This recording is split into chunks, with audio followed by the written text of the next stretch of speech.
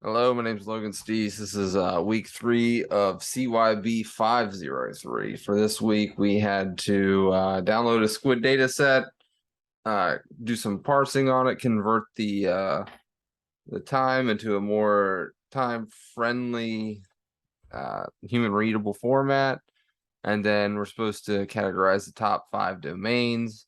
I'm going to preface this with I am the furthest thing from any sort of programmer. I might as well build a rocket because I have the best and I have an equal shot at doing so. Here's this code that I found entirely off of GitHub and Stack Overflow. Ran into an issue. I don't know if it's my data set or whatnot. I know my data set is roughly like 210 megs. It's probably too much, but it was going through and changing the file format into a human readable version, but outside of that's all it does. So the second part of this lab is where we compare and contrast whitelisting versus blacklisting, and would you recommend it doing it for the following companies. So we've got 3 companies: electrician, managed cybersecurity service company, and a government military.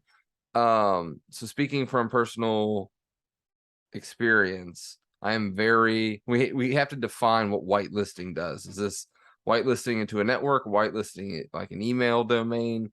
What? I know these questions are very vague in general, but I will take the stance of always never whitelist unless it is you have worked through all the technical constraints and you just cannot get something to happen without whitelisting it. Both whitelisting and blacklisting have pros and cons. Whitelisting, you open things up and then you have to have some sort of level of inherited trust. If I were to pick out of those 3, I would obviously go with a government military. I much rather have NIST certified systems than electrician or even a managed MSP, whatever. The second part of this is from the perspective of the inside of a company. Would you recommend white or blacklisting for the following internal networks, and why? I don't know what whitelisting and blacklisting mean in this scenario, but we've got 3 different networks. We've got corporate server subnets, HR subnets, and engineering subnets. I wouldn't whitelist any of those. Your servers don't need to talk to certain things.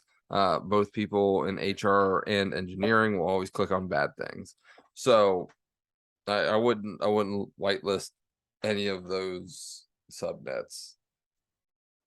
Yeah, bad. You're gonna whitelist them. The only thing out of those 3 options that I can think of is you have to say you've got an ACL applied to, I don't know, your domain controller, and your domain controller is not allowed to talk to the public, the external world, but you have Office 365, and because you've got AD sync and all that fun stuff, and maybe you have to whitelist a